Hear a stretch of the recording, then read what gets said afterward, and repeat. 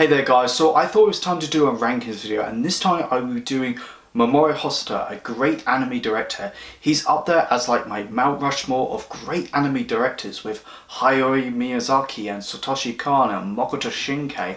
For this list I'm only counting his original films, so I'm not counting One Piece, Baron, Otoshima, then The Secret Island, just because I don't watch One Piece. And the two Digimon shorts, I'm a big fan of Digimon, so this would be quite biased because I would probably put them quite high, but I'm only counting his 5 original films. So let's get started. At number 5 is Summer Wars. Now this is basically Digimon or a war game, but its own thing, but I do prefer our war game over this just because I'm a Digimon fan and I grew up on that. But judging Summer Wars on its own terms, there's a lot of characters and some are quite uninteresting, and due to the fact there's so many characters they don't get enough screen time even though the narrative is so overstretched. But the family aspect of the film is such a crucial part. Seeing what this family is going through from beginning to end is just so somewhat relatable. And what Hosoda does, he balances this real world with the like calm atmosphere with the color palettes, and then you have like the digital world with the 3D animation, and the bright vivid colors really offers a variety of styles compared to his other films. At number 4 is Hosoda's first feature-length original film, The Girl Who Leapt Through Time.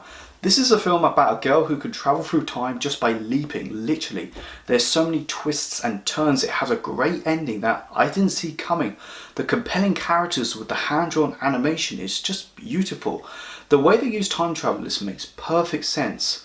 Out of all of Hosoda's films, this is the most quiet and calm, but Hosoda uses it to its full potential, especially in the wide shots. It shows you there's a deepness to its surroundings. The reason why it's at number 4 just because I prefer Hosoda's other films, but this is the film that gave him the recognition as a great anime director. At number 3 is The Boy and the Beast. Now I've only just watched this a couple of weeks ago and I kind of had low expectations because a lot of people said it was a rip-off to Karate Kid. Now I'm a fan of Karate Kid, but this does some really interesting things with the concept. The animation, especially in the fight scenes, is just full of energy. This weird wonderful relationship between the student and the master. It's so dysfunctional, but yet it's just so funny. It's not just the master that teaches the student, but it's the student that teaches the master as well. And when Ren questions his inner darkness and his humanity, adds something new to the whole master and student concept, especially in the second half when Ren is reconnecting with the human world, meeting his dad and meeting a love interest. It's just so compelling. I think this is probably his most underrated one. And number 2 is Mirai.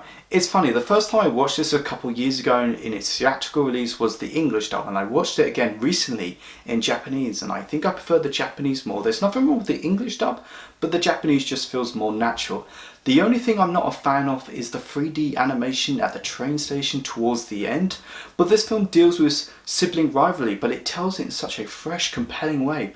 One minute you have a newborn sister, then the next minute she's like 10 years older than you and she overwhelms you. It's just so funny, but seeing this toddler traveling through time, learning, accepting stuff, that really plays a part to his growing up. It's just so beautiful. So my favourite Hosoda film is obviously Wolf Children. It's one of my favourite anime films of all time, top 5. But the way the storytelling is presenting and everything in the narrative ties back to its central themes. A story about a single mother raising 2 children that are half human, half wolf, that want different paths. It has a lot of compelling issues and it has so much emotion to it. For an anime film that deals with single motherhood, it's the best I ever seen put into a film. I would put this over 90% of Studio Ghibli films. Thank you so much for watching this video guys. Go like, share and subscribe. Let me know what are your favourite Mamoru Hosoda films. If you have a list, comment down below. I'd really like to see it. But go check out my Facebook, my Twitter and my Instagram page.